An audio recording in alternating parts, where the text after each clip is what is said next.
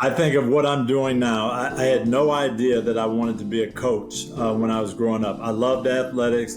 I loved, competing. And my dad was a teacher, and my dad would sit with me at games, and we'd talk about why a team did something, or why do you think this happened, and he was always getting me to try to think why, but there was never a thought in my mind that I would be a coach.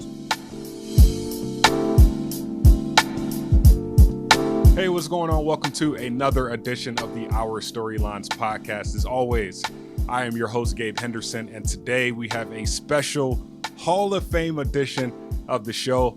Today, my guest, he needs no introduction. His resume speaks for itself. He is a Pro Football Hall of Fame coach. He's also a New York Times bestselling author, and he just so happened to be the first ever Black head coach in the NFL to ever win a Super Bowl. This man is someone I am honored to call a friend, a mentor, and also just a man who prioritized his life in serving others. The one and only Mr. Tony Dungy. Tony, appreciate you joining me, Coach. Hey, thank you, Gabe. It's great to be with you. And we're going to have an awesome time. So thanks for having me. Absolutely. We were talking about this before. I usually end all of my interviews with a simple question. What is your storyline? But I want to start today's interview with that because I named a bunch of your accolades and some things that people view as your storyline to the public. But for you, what is your personal storyline?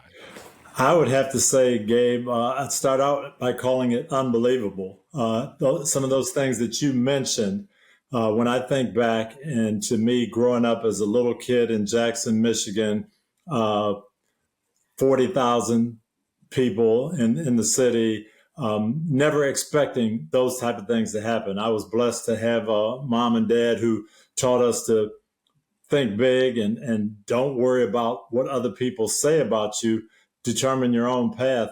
But I think for me, my storyline was really kind of following where the Lord took me. And I made some decisions in life that didn't make sense at the time, didn't follow common sense, but they ended up leading me to great places. And then even when I got disappointments and things happened in my career that I said, gosh, I don't believe that. How could that happen? I'm a quarterback at the University of Minnesota, and no one wants me to play quarterback in the NFL. And what am I going to do? I end up playing defense. And then I play on a championship team. We win a Super Bowl. I lead the team in interceptions in Pittsburgh, and I get traded to the worst team in football. Mm-hmm. And those are disappointing things, but they ended up taking me to better places and things that helped me in my life. So I would say my storyline was following the Lord and just being optimistic in every place that I ended up.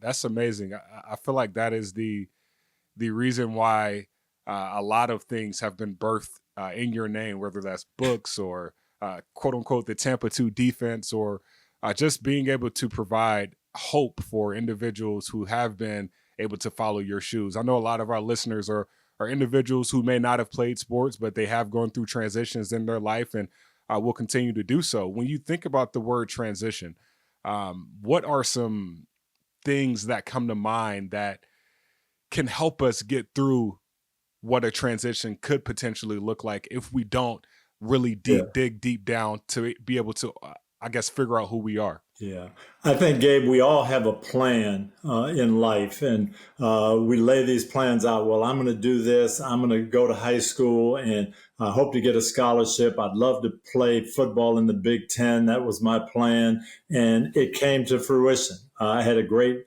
high school career. We had some wonderful teammates. I had a great head coach, and I got scholarship offers from most of the Big Ten schools, and I went to the University of Minnesota. Well, okay, my plan is I'm going to get a degree. I'd like to be a business major, and I'd love to play in the NFL.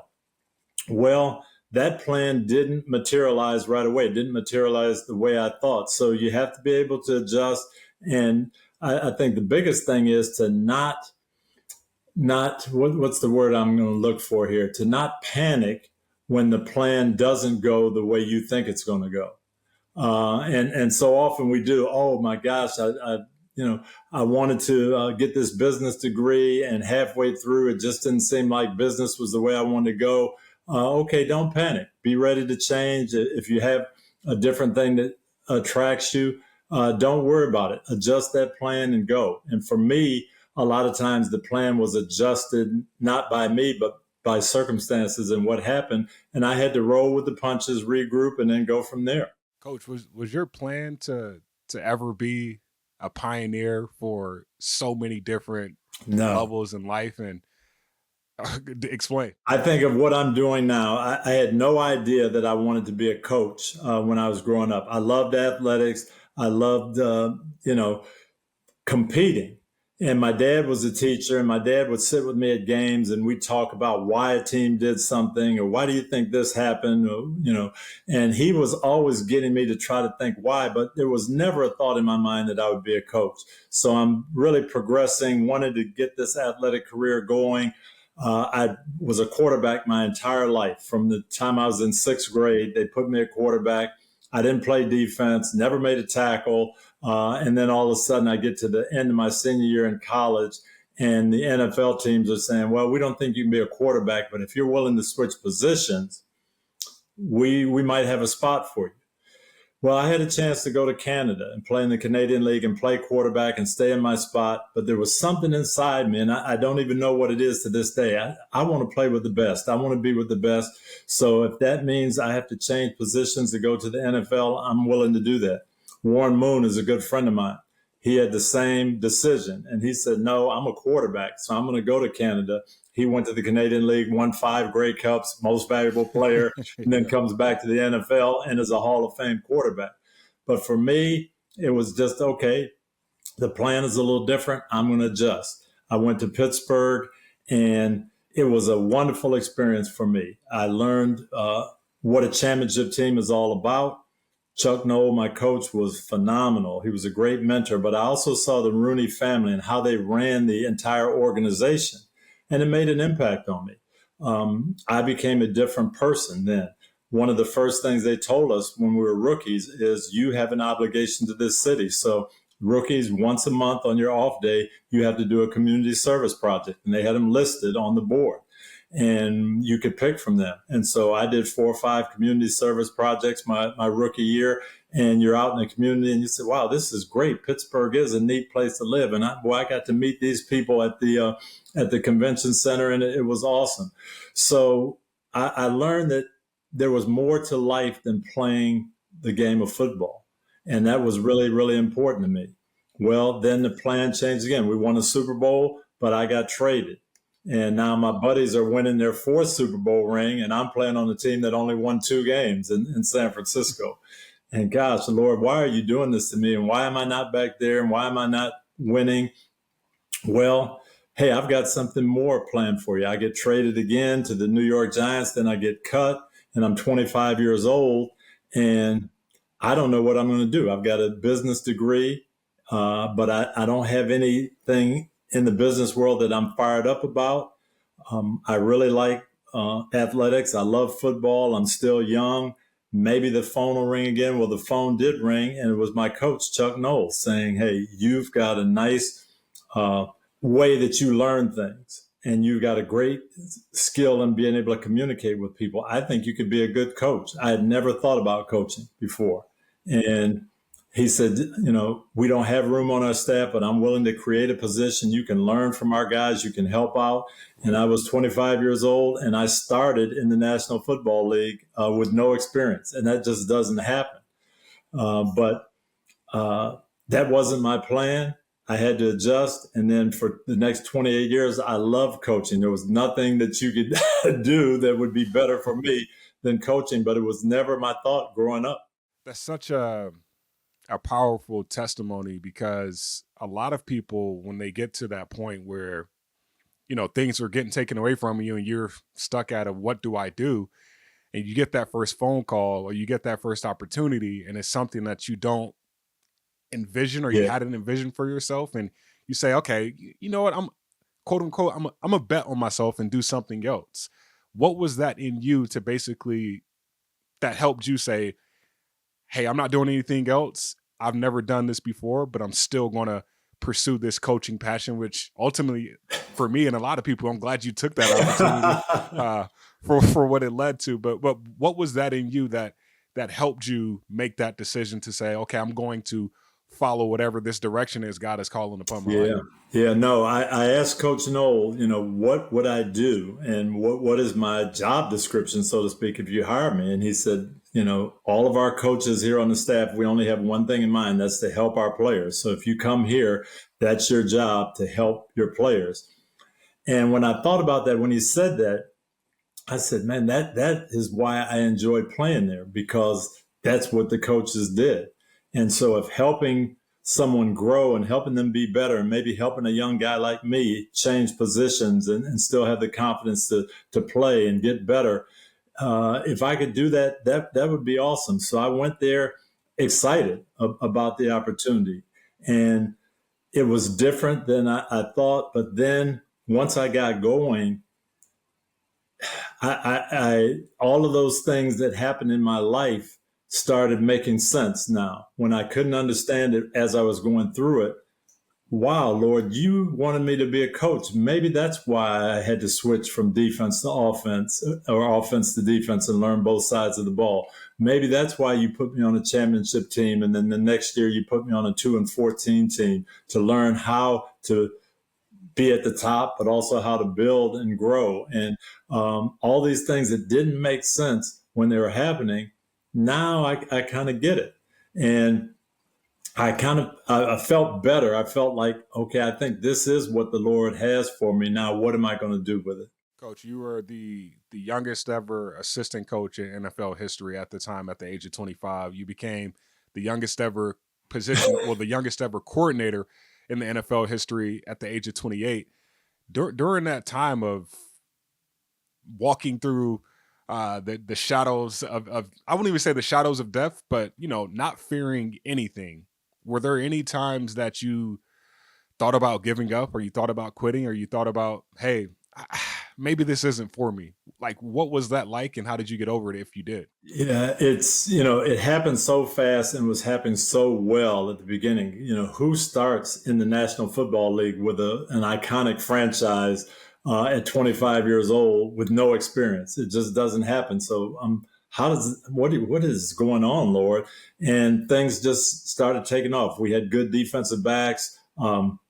I got some promotions, and then the USFL came in and they took two of our coaches. Now I was the senior guy on the staff, Oh, wow. and Coach Noel put me in. He didn't go out and look for someone else. He said, "You're only 28 years old. You've only done this 3 years, but you're going to run our defense."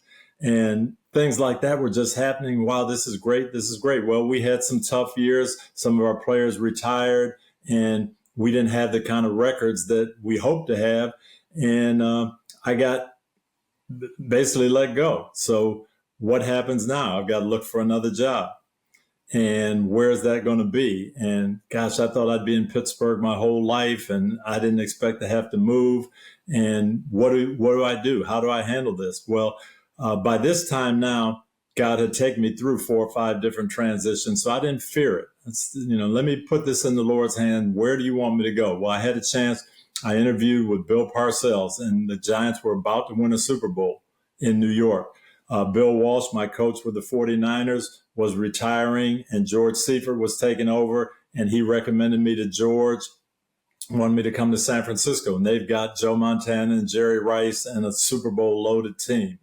But I had young kids at the time, and I'd lived in San Francisco. I'd played for the Giants for a little bit.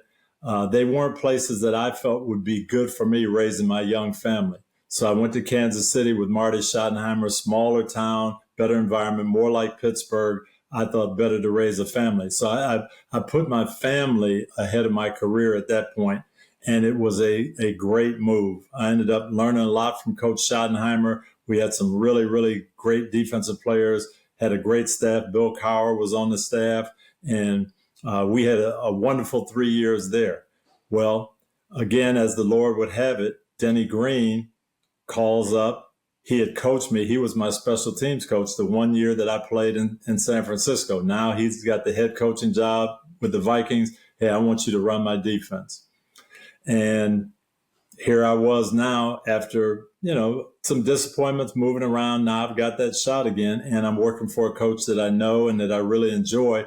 And Denny, he he was special for me because he poured into me. He said, I know you're going to be a head coach. There's things that you need to know, things you need to learn. He had me involved in different parts of the staff meetings that I shouldn't have been or didn't need to be. But I want to involve you in everything so you can learn what I'm doing, because eventually you're going to be doing the same thing. And he poured into me for 4 years, and it was really, really special. Coach, I'll use myself as an example. I was actually talking about this with someone yesterday. It's so hard. I feel like people always talk about it being so hard to get into the room. And you talk about, a lot of people saw leadership qualities in yourself coming up.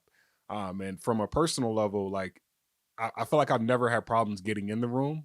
I think it's when you get in the room, being able to communicate and knowing when to speak.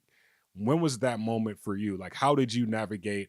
Okay, now I'm in the room. Maybe I don't feel like I'm qualified enough to be here, but I'm here. So, how did you ultimately learn your voice and learn certain things that ultimately made you the person whom we see Yeah. when we see Tony Dungy? I think I learned that from my parents. They talked about a quiet confidence. My mom and dad always talked about knowing what you're doing. If you know what you're doing, you're going to do your job well. So that's the first thing you want to do in any situation, is make sure you've got that learning cap on, so that you're not trying to tell everybody what to do. You're trying to soak it in. So that's how I always approach things. And I think people appreciated that. But my mom and dad also instilled that confidence in me, that when someone asks you a question, you can answer it honestly and answer it with confidence. And so I think people saw that in me when I was a rookie player. A lot of the veteran guys later on, not at the time, but they said, yeah, we never had a young guy come in and really pick things up so well and help us and show us things that we could do.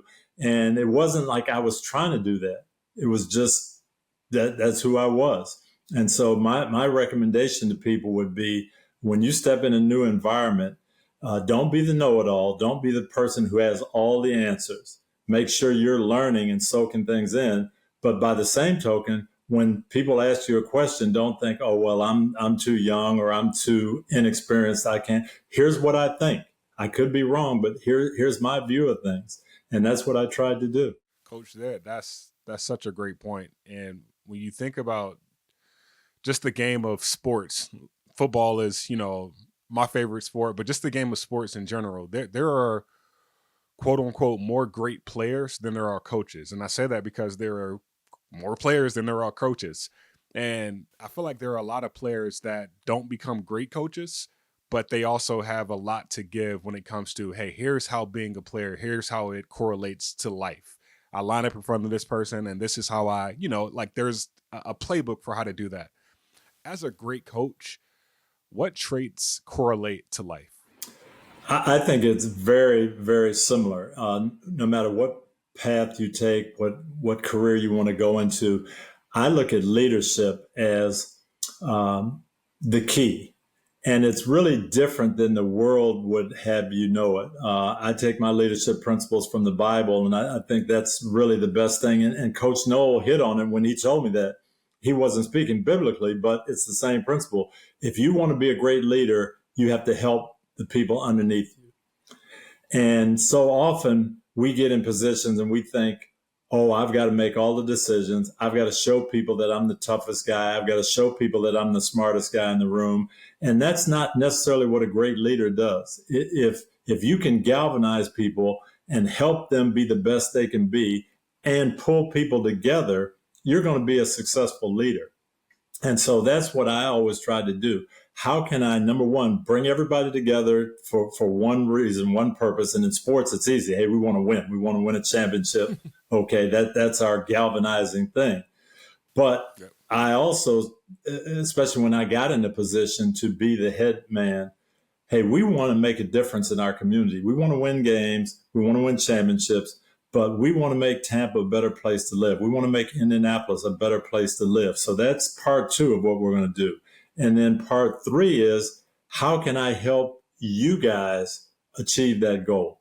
Not that I'm going there and I'm going to drag you along, but I'm going to help you be out front and and achieve that goal. And I think my players and assistant coaches and people that were around me would all feel that same way. You know, Coach, what he did is he showed us the way, but he helped us. He helped us make decisions. He helped us be better. Coach, that had to that's amazing, but it had to be a tough transition from 2001 to 2002. You're in Tampa, you go to three straight playoffs, like you turn that whole organization around. You're in the community, like you're just this figure, Yep. like it just feels like home. And then 2000, after the 2001 season, you get fired.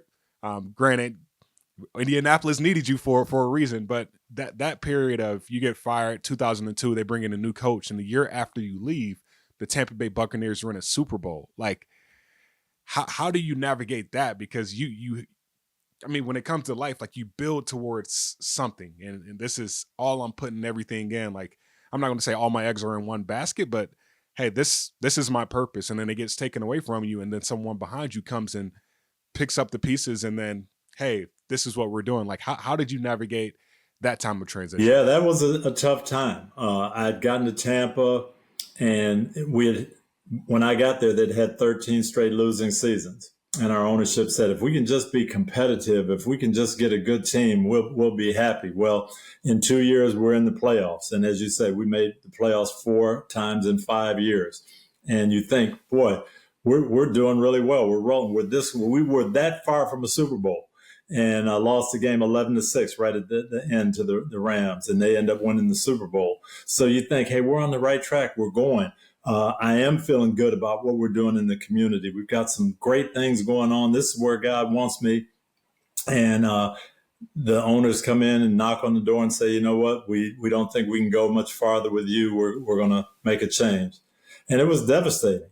And, I ended up going to Indianapolis the next year. My family, while I'm transitioning, they're still living in Tampa, and my kids are going to school. My son says, he calls me on the phone, and the Bucks are winning. And everybody in the school said, we finally got a good coach, and now we're winning. And that's great. And they go to the Super Bowl, and I'm watching it.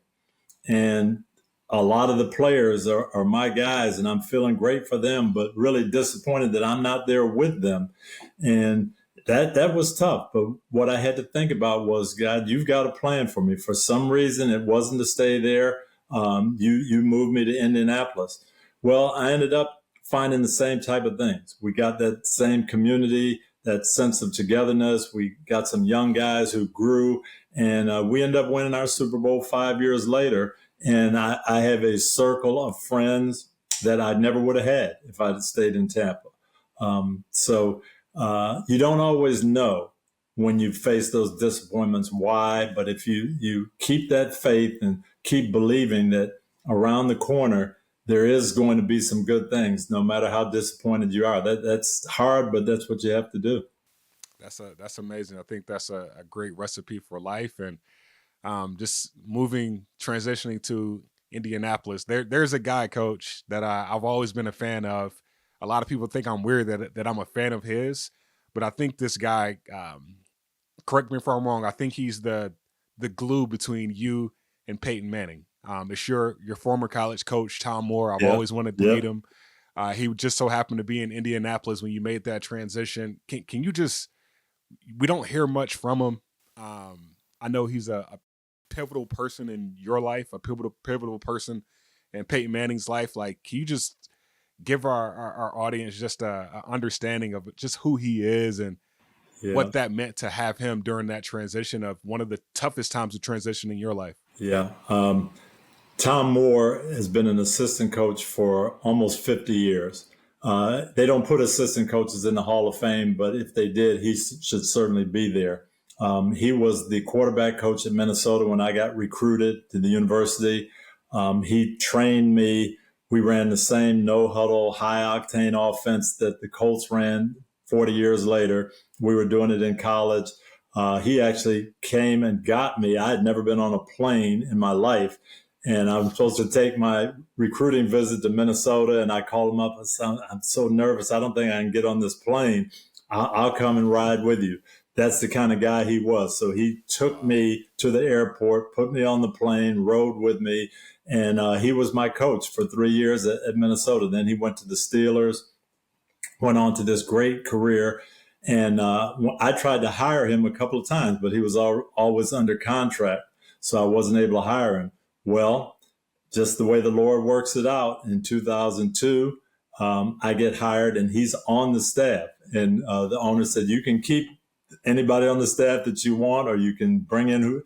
I said, I get to keep Tom Moore. I love it. And he had coached Peyton for 3 years before that. And so I get there and Peyton Manning is reciting so many things to me that Chuck Knowles said to me 20 years before, because Tom Moore has poured that into him. And so I get there and, Peyton's telling me, hey, everybody's important, but nobody's indispensable. Champions don't do extraordinary things. Champions do the ordinary things better than everyone else. If you know what to do, you won't feel pressure. Pressure is what you feel when you don't know what to do. So we've got to learn what to do, and then we're not going to feel pressure. And these are all things Coach Dole told me 20 years before. I said, we're way ahead. We're going to go because you got this down already. And it was Tom Moore who made that happen. That's amazing. I feel like there's always there's always that one person that continues to push you and move forward and is a pivotal person in your life. But also, to your point of, if you continue to keep the faith along the journey, God will put people in place that's helped you before, but that can continue to help you along the way. And just that relationship is the reason why I started this interview off with, hey, I'm interviewing the first ever Black head coach to ever win a Super Bowl. And just thinking about just how your purpose has evolved since you got that call to go to Minnesota, or got on that plane to get to Minnesota. How would you say it has evolved since? I think I learned a lot. When you asked me about my storyline earlier, and now that we're having this conversation, I would have to think my storyline has been having some great people in my life really lead me and guide me and help me along the way. My parents, my high school coaches, my college coaches, some of my teammates with the Steelers, my assistant coaches, Tom Moore, having those people there and in my life. And so what my goal was and became was to help people in the same way that I had been helped. So if I could help players on the field, but also off the field, help them try to find their identity, who they are and who they wanted to be. And we had a reunion about a month ago in Indianapolis of the 2006 Super Bowl team. We had about 20 players come back. And when we're sitting there, nobody's talking about the championship game or the Super Bowl or the ring ceremony. They're all talking about their family and their kids and things that we learned along the way and what experiences. And when I talk to my guys, I live in Tampa now. And when I run into players that played for me, they're all talking about what they're doing now and what they learned and how they grew. Warwick Dunn, probably my favorite story of all time. He comes into us and he hears my speech to the players, hey, we've got to make Tampa a better place to live as well as win. And he says, you know what? I've always wanted to honor my mom. She was a single parent. We never had a place of our own. I'd love to help some other single moms. So he took part of his bonus, his first bonus check, and put a down payment down on the house and moved a single mom and her family in 1998. And it was awesome. I had an opportunity to be there and watch it. And in my heart, I still remember the moment. Well, I just got a note from him, a little text. Hey, coach, you'd be happy to know I just did my 300th house. And, and you think back and say, that's what I'm talking about. That's the thing. Yeah, maybe we didn't win a Super Bowl. Yeah, you went to the Pro Bowl. You had some great, but man, you're doing stuff that is unbelievable. And if I had a little small part in that, then it makes you feel good. Coach, that's personally, I feel like your life post football is more impactful to the world than it is during your time as a player and a coach. And I know I mean, there's a reason why, you were more involved in with your players and with your staff, and that's where a lot of your attention went. And now you've made a global presence. Now that you've transitioned to this new phase of life with writing books and so on and so forth. And if you talk to anyone, I know we meet every week with a group of people, and everyone always, sings your praises. And I'm honored and thankful to be a part of that group. But when I'm bringing all this together.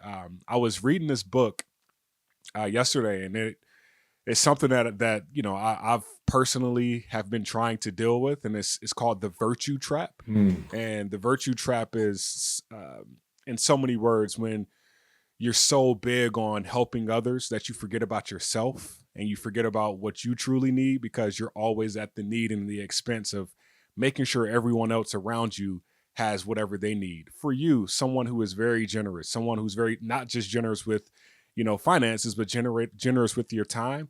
Like, how do you not fall into that virtue trap? I actually think if you do that well, that's a good thing, because I feel like if you're helping other people and you're really sincere about it, God is going to take care of you, and he's going to help you and give you the things that you need. You might not have time to ask for it. You might not feel that strongly about it, but just secretly, he's going to push you in the right direction and give you the things that you need because you are helping other people. That's that's so. So I wouldn't say I it's need it. necessarily a trap. I would say it might be a good thing. Mm. I think that's a great way to live life. And I don't know. I feel like a lot of people just. I mean, when you hear from people, it's like, I give better advice to other people than I give to Mm-hmm. myself, or I do certain things Yep. better for other people and I forget about myself. But to that point, I think that personally, I think that underlying factor of having faith and being a believer and understanding that, hey, do unto others as you would like to be done to Yeah. yourself, like that's something that really stands out to me. And when you think about just your journey up until this point, I know you don't like to take a lot of credit for things, but how do you continue to acknowledge the things that you do without taking the credit? I guess I go back to my mother, and her thought in life was always it doesn't matter what you do, what you decide to become. Hey, that's what God puts in your heart, follow it, and don't feel bad about it. But the real question is, why are you doing it, and who are you doing it for? If you're doing it for yourself, that's going to motivate you, and that's going to be okay. If you're doing it for other people, that's even better, because you're going to help some people along the way. But if you're doing it for the Lord, that's the best, because he's going to direct you and guide you and put you in the right places. And that's what I've tried to do. And I think that's the best way for me to handle it. I would go back to one thing that you said there, though. I think it is important that when you do give good advice to people and you help them, you have to be able to take your own advice and apply it to yourself. And so often we don't do that. We can tell other people, we can see exactly what they need to do. And then the situation comes up for us. And, oh, I don't know. I don't know about that. So I think you're on the right track, Gabe. Just make sure you're willing to follow your own advice. I love that. A couple more questions for you before I get you out of here. Is you talked about just being at some of those reunions. I think you said the Colts reunion, the Super Bowl reunion a few years ago, and just thinking about success, right? Like when it's linear, like in a game of football, success is winning a championship from a outside perspective. But to your point of when you actually win a championship, it's not the championship that people are talking about that actually work towards that. But for the people that view success as something that's a goal or something that they want to attain, like how has your definition of that word evolved since you started to look at it from both on the field and then off the field perspective? I think it probably first started when I got my first Super Bowl ring. It was 1978. It was the third one the Steelers got. So we got our rings, and Joe Green said, wear that ring for a week, show it to everybody that you want to show it to, and then put it away because we got more to win. And so from that point, I've got two Super Bowl rings. I don't wear them. because of that advice that, hey, you can't look back and don't just sit there and hold that ring and say, oh gosh, yeah, we really accomplished something. No, always look at it that you got more to accomplish, more things to do. Don't be satisfied. But then the other thing, Gabe, that I really think is important, and again, I got this from my parents, there is a difference between success and significance. We can do things that can be seen as very successful. You can work in a corporation and get the ROI so it's high and everybody's excited about what the corporation is doing, and that's fantastic and that's successful. But at the end of the day, is that the most important thing? Um, Chuck Noll, again, when I came to the Steelers as a 21-year-old rookie, and he said, hey, we are going to have a lot of good things that happen on the field. You're going to have some things that are going to light up on the field. But if that's all you have, at the end of the day, you're going to be disappointed because at some point you're going to have to leave that behind. You're going to leave this game. And if all you've got is memories of how you played, you're going to be disappointed. You got to find some things that give you satisfaction off the field as well. And so, what am I doing that is really going to be significant in the long run? Um, and so that success versus significance has always been something that stood out for me. And I want to do significant things in helping people and helping lives, helping the community. That's much more important to me than being successful. Is there a cap on the amount of significance someone can make in their life? I don't think so. I think you look at people, again, I go back to my parents, and my mom and dad are both passed away now. I still get letters. I probably get 2 or 3 letters a month. Hey, I had your mom in high school public speaking, and she gave me confidence, and now I'm doing this, this, and this. And it wouldn't have happened if she hadn't looked at a little 14-year-old kid and helped him out. Hey, I had your dad in science class, and you know what? He'd come after school and open up the lab for me because I didn't get it right, and he wanted to help me. And I can't tell you what that means. And little things that we wouldn't even think about that other people say, you know what, that was really significant in my life. So I don't think you can put a cap on it.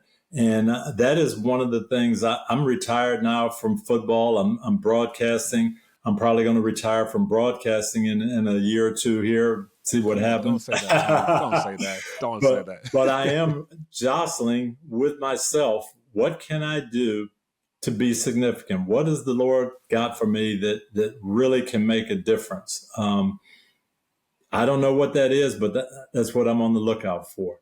If you've followed your and looked back on your path to where you got right now and to where you've to how far you've come to up until this point, I think Tony, you'll be just fine. I think you have like you're an inspiration to so many people, and I think the reason why that is the case, and I can humbly and confidently say that, is because you have your priorities in line, and at least from an outside perspective, that's something that a lot of people value you for. So as a broadcaster myself and someone who watches you on Sunday Night Football every week, like that, it's like, Tony, you can't retire. Like, we can't let that happen. But I know whenever that day comes, like the legacy that you leave behind, at least for the broadcasting perspective, is just only going to continue to grow, especially for people like myself. So I thank you for that. I'm very thankful for that. And I know from a personal perspective, we talked a little bit about